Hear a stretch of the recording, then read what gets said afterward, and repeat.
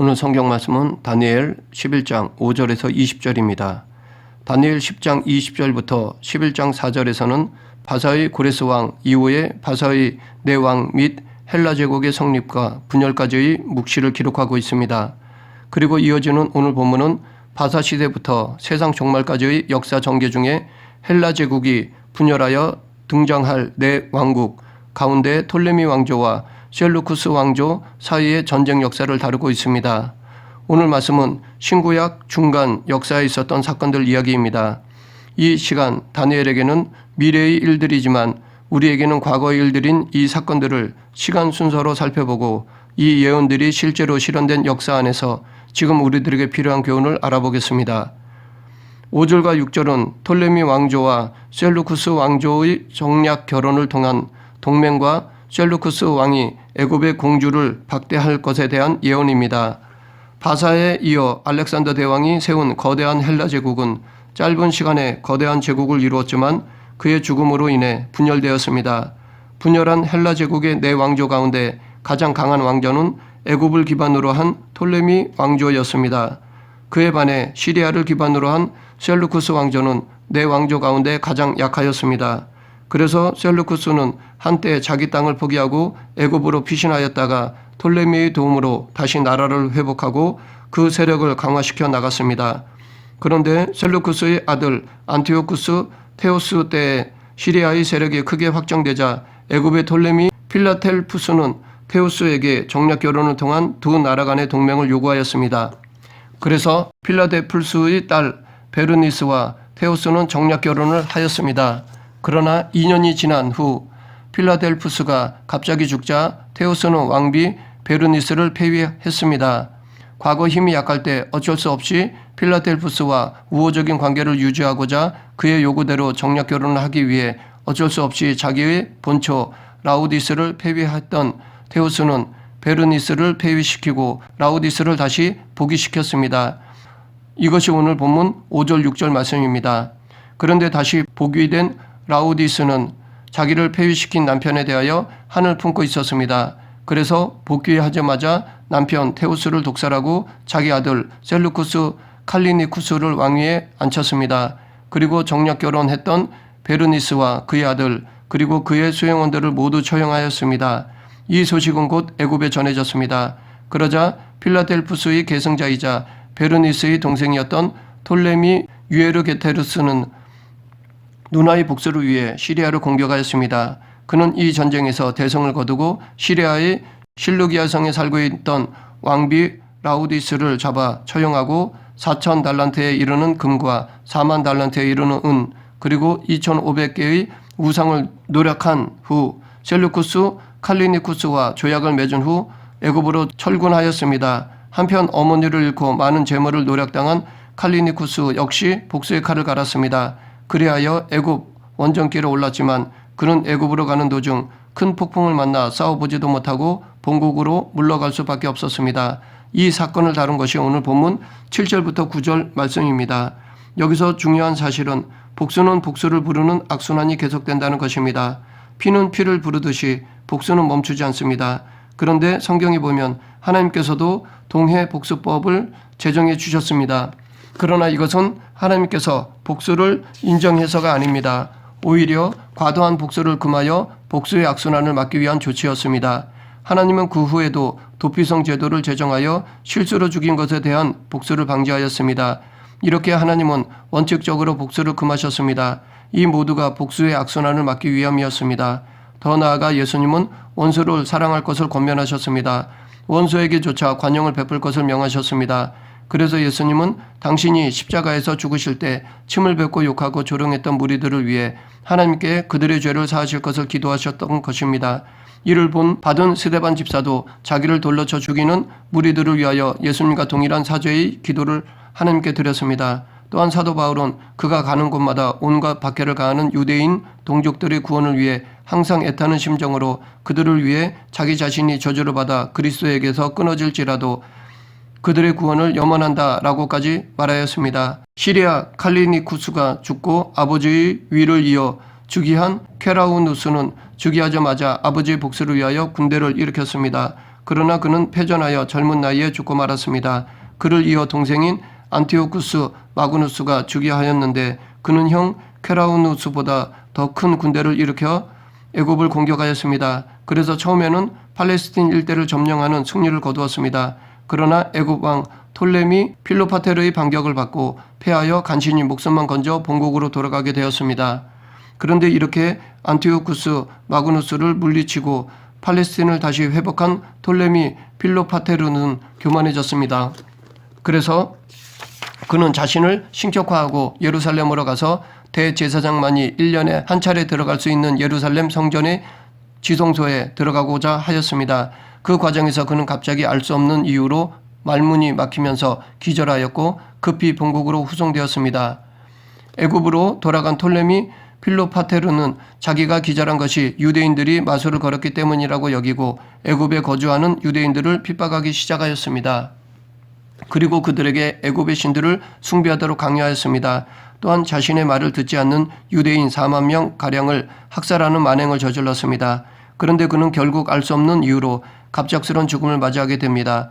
본문 10절부터 12절은 바로 이러한 사실을 예언한 것입니다. 스스로 자신을 높인 톨레미 필로파테르는 도리어 지극히 낮아지게 되었습니다. 이 사건 역시 하나님의 섭리로서 하나님은 교만한 자를 미워하시고 대적하심으로 그를 낮추신 것입니다. 누구든지 하나님 앞에 자기를 높이는 자는 하나님이 낮아지게 하십니다. 하나님은 당신 앞에 스스로 높이는 자는 낮추시고 당신을 위해 스스로 낮아지는 자는 높여주십니다. 사람들은 대부분 일이 잘 되거나 자신이 성공하였다고 생각할 때 교만해지기 쉽습니다. 그러나 그것은 일시적인 성공일 뿐이지 결코 그것이 영구적인 것이 아닙니다. 그럼에도 불구하고 대부분의 사람들은 마음이 부패하여 교만에 빠져드는 것입니다. 그러나 하나님을 경외하는 우리는 세상적으로 성공했다 하여 마음을 높이거나 교만해져서는 안 됩니다. 도리어 자기 본분을 잊지 말고 자신을 성공의 자리에 세우신 하나님께 감사해야 할 뿐입니다. 13절은 시리아의 안티오쿠스 마그누스와 그의 동맹 세력들이 애굽에 2차 침입하는 사건을 말하고 있으며 14절은 당시 애굽의 속국이었던 유대민족이 이때를 틈타 독립을 시도할 것을 예언하고 있습니다. 유대민족이 애굽의 속국이었다가 독립을 시도한 것은 민족적 해방을 염원하는 지극히 자연스러운 것이라 할 수 있습니다. 그런데 오늘 본문 14절에서는 오히려 독립을 주도한 자들은 포악한 자들이라고 말하고 있습니다. 왜냐하면 그들이 독립을 시도한 이유가 스스로 높아져서 환상을 이루려 하였기 때문이라고 말하고 있습니다. 이들이 환상을 이루려 하였다는 것은 하나님의 뜻과는 전혀 상관없이 그들 자신들의 허영심과 사사로운 목적을 이루려 하였다는 의미입니다. 다시 말하면 이 유대의 독립을 주도한 자들은 그럴듯한 명분을 내세웠지만 정작 자기의 탐욕과 악독으로 불의와 불법을 자행하는 악인들이라는 것입니다. 실제 유대 민족은 시리아의 안티오쿠스 마그누스를 도와 독립을 시도하였지만 나중에 이 일로 인해 톨레미 왕조의 보복을 당하게 되었습니다. 톨레미 왕조의 장군이었던 스코파스는 자신들의 통치 관할하에 있던 유대인들이 반기를 든 데에 대한 보복으로 그들을 응징하였고 이 일로 예루살렘의 지도자들과 반역자들은 죽임을 당하였습니다. 그러나 15, 16절에서 말하고 있듯이 2차 애굽을 침공한 안티오쿠스 마그누스는 애굽의 속국이었던 유대 지역을 정복하고 자기 수중에 두었습니다. 그런데 이것은 유대인들에게는 정작 더더욱 악한 상황을 만든 결과가 되었습니다. 우리는 이 계시를 통해 유대 민족의 독립을 주도한 자들이 내세운 명분보다 그들이 어떤 자인지 또 어떤 동기를 갖고 이 일을 행하였는지 하나님은 알고 계셨고 그에 상응하는 결과를 주셨다는 것에 관심을 가져야 합니다. 그들은 사람들을 보기에는 정의롭게 보였을지라도 정작 하나님 보시기에는 포악한 자, 무법한 자였고 교만한 자였으며 자기들이 원하는 목적을 이루고자 독립이란 명분을 내세운 악인들이었습니다. 하나님께서는 그들이 겉으로 내세우는 명분에 주목하지 않고 그들의 내면을 지켜보시고 그에 따르는 결과를 주신 것입니다. 이러한 본분의 증언은 모든 세대의 악인들에게 경고를 주는 것이라 할 수 있습니다. 실제로 아무리 악인이라 해도 무슨 일을 시도할 때 그럴듯한 명분 없이 행하는 경우는 거의 없습니다. 그들 역시 사람들에게 그럴듯한 대의 명분을 내세워 자기들이 하는 일이 합당한 것, 옳은 것, 반드시 이루어져야 할 것으로 유혹합니다. 그러나 실상 그 사람의 내면과 삶을 보면 거짓과 불의, 불법이 가득하며 그 명분은 실상 자신의 탐욕을 이루고자 하는 도구에 지나지 않는 것입니다. 그러나 이들은 사람들을 속일 수 있어도 하나님까지는 속이지 못합니다. 하나님께서 이들의 괴계를 간과하시지 않으십니다. 반드시 심판하십니다. 비록 악인이 일시적으로 성공할 수는 있지만 결국 하나님께 심판을 받습니다. 모든 악인은 반드시 공의로우신 하나님께 심판을 받게 되어 있습니다. 계속해서 17절은 2차로 침입하여 애굽을 먹어치우려는 시리아의 안티오쿠스 마그누스의 계획이 실패로 돌아가게 될 것임을 예언하는 내용입니다. 팔레스틴에서 애굽 군대를 몰아내고 팔레스틴의 새로운 주인이 된 안티오쿠스 마그누스는 애굽 본토마저 차지하고자 하였습니다. 그래서 온 나라의 힘을 하나로 결집하여 애굽 원정에 나섰습니다. 그러나 애굽 원정에 나선 안티오쿠스 마그누스는 예상치 못한 복병을 만나게 되었습니다. 그것은 당시 신흥 강국으로 급부상하는 로마였습니다. 로마는 근동 지방의 균형이 무너지는 것을 막고자 애굽을 도왔던 것입니다. 로마는 시리아의 안티오쿠스 마그누스에게 압력을 행사하여 결국 안티오쿠스 마그누스는 애굽 왕과 화친하고 철수할 수밖에 없었습니다.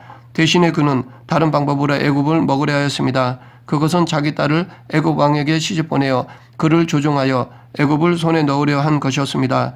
당시 애굽 왕은 5살 정도였고 시리아 왕 안티오쿠스 마그누스의 딸은 12세였습니다. 이 딸의 이름은 클레오파트라인데 그녀는 로마의 줄리우스 시저와 안토니우스와 관련이 있던 애굽의 최후의 여왕 클레오파트라와는 다른 사람입니다. 그런데 클레오파트라는 애굽 왕에게 시집을 간 뒤 그녀의 아버지의 소원대로 움직여주지 않고 도리어 아버지를 대적하였습니다. 결국 딸을 이용하여 애굽을 손에 넣으려 했던 안티오쿠스 마그누스의 계획도 실패로 돌아가고 말았습니다. 만일 로마가 애굽을 돕지 않았거나 클레오파트라가 아버지의 계획대로만 움직여 주었다면 애굽은 시리아의 수중에 들어갔을 것입니다. 그 계획은 인간적으로 보면 최상의 것이라고 말할 수 있으나 결과적으로 실패하고 말았습니다. 그 이유는 역사의 주인이신 하나님의 섭리 때문입니다. 하나님께서는 시리아가 애굽을 정복하는 것을 원치 않으셨습니다. 하나님의 계획은 로마가 세계를 제패하는 것이었기 때문에 이를 위하여 하나님께서는 시리아가 애굽을 정복하는 것을 허락하지 않으신 것입니다.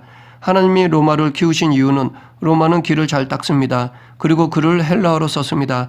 이것은 앞으로 초대교회 때 복음을 바울을 통해 전하기 위한 준비였다고 볼 수 있습니다. 그래서 하나님은 시리아에게 허락하지 않으신 것입니다. 하나님이 허락하지 않는 이상 그 누구도 자기의 계획을 실현시킬 수 없습니다. 비록 세상적으로 아무리 훌륭하고 완벽한 계획이라 할지라도 하나님은 당신의 뜻에 부합하지 않으면 그 일을 허락하시지 않습니다. 그러므로 우리는 무슨 계획을 세우든지 먼저 그것이 하나님의 뜻에 합당한 것인지 하나님이 인도하시는 것인지를 생각해보고 확인해야 합니다. 계획을 세울 때부터 기도를 통해 하나님께 아뢰고 말씀을 통해 하나님의 뜻이 무엇인지를 찾아야 합니다. 아무리 우리가 보기에 선한 것처럼 보이는 계획이라 할지라도 하나님께서는 합당하지 않을 수 있습니다. 한 예로 다윗의 성전 건축 계획이 바로 그러하였습니다. 다윗의 성전 건축 계획은 세상적으로는 아름다운 것이었고 누가 보아도 선한 것이었습니다. 하지만 하나님은 다윗이 성전을 건축하는 것을 허락하시지 않으셨습니다. 그렇기 때문에 우리는 무슨 계획을 세우든지 하나님의 뜻에 합당해야 비로소 이루어질 수 있다는 것을 늘 기억하며 하나님의 뜻을 먼저 구하는 자가 되어야 할 것입니다. 계속해서 본문 18, 19절은 애굽을 혼하게 넣으려는 계획이 실패한 안티오쿠스 마그누스의 행적에 대한 예언입니다. 안티오쿠스 마그누스는 애굽을 정복하려는 계획이 숲으로 돌아가자 그는 그의 시선을 지중해 연안의 다른 나라들로 돌렸습니다. 그래서 처음에는 지중해 연안의 많은 지역을 정복하였습니다. 그러나 그러한 승리도 오래가지 못하였습니다. 로마는 안티오쿠스 마그누스가 유럽으로 진출하는 것을 묵과하지 않았습니다. 로마는 먼저 안티오쿠스 마그누스에게 사자를 보내어 유럽에서 철수할 것을 권고하였습니다. 그런데 안티오쿠스가 말을 듣지 않자 카르타고의 장군 한니발과의 제2차 포에니 전쟁에서 승리를 거두고 원로원으로부터 대아프리카누스라는 칭호를 얻은 스키피오의 형인 스키피오 아시아티쿠스를 거기에 파견하였습니다. 그리하여 안티오쿠스 마그누스는 터키 지역인 마그네시아라는 곳에서 스키피오 아시아티쿠스에게 패배하고 굴욕적인 조약을 체결하였습니다. 역사가 플리비우스에 의하면 이때 안티오쿠스 마그누스는 그가 정복하였던 유럽 지역의 땅 전부를 로마에 바치는 것은 물론 그의 차자로서 훗날 시리아의 왕이 되는 안티오쿠스 에피파네스를 비롯하여 20여 명을 인질로 로마로 보내고 엄청난 전쟁 배상금을 물어야 했습니다. 그리고 그 자신은 살해를 당하고 말았습니다. 이 모두가 안티오쿠스 마그누스는 그 자신의 욕심이 빚어낸 비참한 결말이었습니다. 안티오쿠스 마그누스라는 이름 중 마그누스라는 말은 대왕이라는 칭호로서 그가 애굽 군대를 몰아내어 팔레스틴을 차지하고 아르메니아와 파르티아, 박트리아 등을 복속시킨 공적을 인정받아 얻은 것이었습니다. 만일 그가 이 칭호를 얻은 것으로 만족하고 자기 지역을 잘 다스렸다면 그는 역사의 영예로운 왕으로 남았을 것입니다. 하지만 그는 거기에 만족하지 못하고 무리하게 애굽을 정복하려 하였고 그것이 여의치 않자 유럽 지역을 차지하고자 하였습니다. 그로 말미암아 그는 결국 파멸에 이르고 만 것이었습니다. 이처럼 과도한 욕심은 화를 부르게 되어 있습니다. 왜냐하면 욕심은 그 안에 파멸이라는 불을 가지고 있어서 과도한 욕심을 부리는 사람으로 하여금 필경 파멸에 이르게 하기 때문입니다. 사실 대부분의 하나님의 심판을 부르는 죄가 바로 이 욕심에서 비롯된다고 할 수 있습니다. 하나님께서 가장 가증스럽게 여기는 우상숭배도 이러한 사욕에서 비롯되며 살인, 도둑질, 거짓말, 다툼, 시기, 간음 등 모두 욕심에서 비롯됩니다. 그렇기 때문에 욕심을 절제하지 않으면 그것이 죄를 잉태하고 그 죄에는 반드시 하나님의 심판이 따르기 때문에 결국 그 사람은 사망에 이르게 되는 것입니다. 그런데 요즘 들어 혹자는 이 욕심을 미워하는 경우가 있습니다. 즉 사람이 어떤 일을 이루려는 데 있어서 이 욕심이 어느 정도 필요한 요소라고 말합니다. 반면에 욕심을 부리지 않는 사람에 대해서는 야망이 없는 사람이라고 조롱하기도 합니다.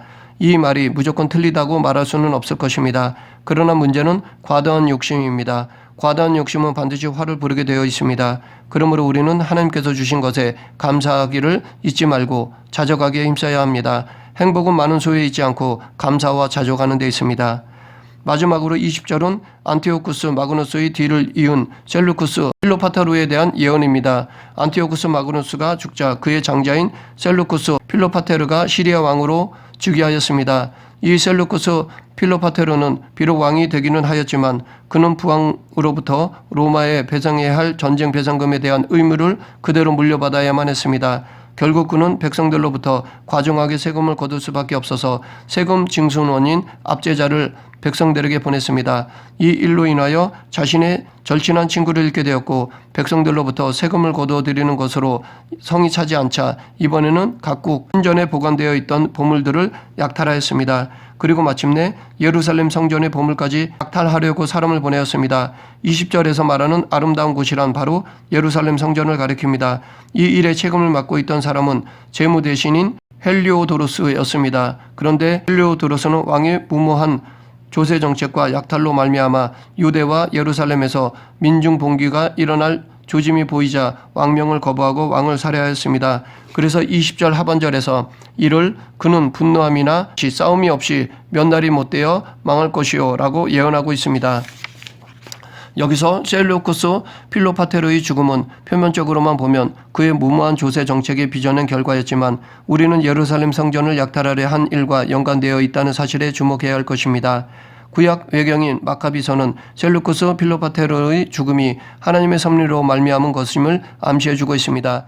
즉 셀루쿠스 필로파테르는 하나님의 성전을 약탈하려고자 한 결과 하나님의 대적이 됨으로써 하나님의 심판을 받아 사망했다는 것입니다. 셀루쿠스 필로파테르를 이어 그의 동생인 안티오쿠스 에피파네스가 즉위하게 되는데 그도 하나님의 백성을 핍박하고 하나님의 성전을 더럽힌 자로 유명한 인물입니다.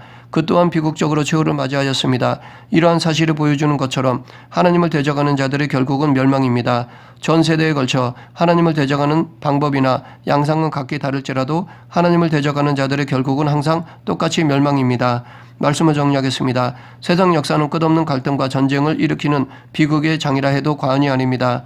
그리고 이 과정에서 말로는 형용할 수 없는 비참한 일들이 끊임없이 계속되고 있습니다. 하지만 이러한 현장 가운데서도 하나님의 주권과 섭리, 통치가 있습니다. 비록 여러 왕들과 나라들이 세워지고 몰락하여 그 어간에 많은 일들이 있었지만 그 모든 것은 이미 하나님께서 작정하신 것이며 실제 하나님의 작정대로 이루어진 것입니다. 지금 우리가 살아가는 삶 역시도 온갖 불의와 죄악이 난무하며 거짓이 진리를 매도하고 악한 자가 선한 자를 압제하는 일들이 벌어지고 있습니다. 하지만 영의 눈으로 보면 거기서도 하나님께서 능히 당신의 주권과 권세를 행하고 계심을 묵도할 수 있습니다. 그러므로 우리는 현상에 휘둘리지 말고 역사를 통해 당신의 뜻을 이루어 가시는 하나님의 주권과 통치를 인식하며 살아야 할 것입니다.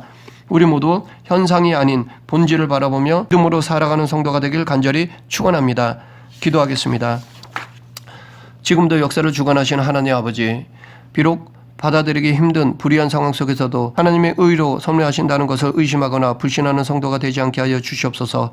하나님의 공의로 이 역사를 이끌어 가심을 믿고 확신하는 성도가 되게 하여 주시옵소서. 예수님 이름으로 기도드립니다. 아멘.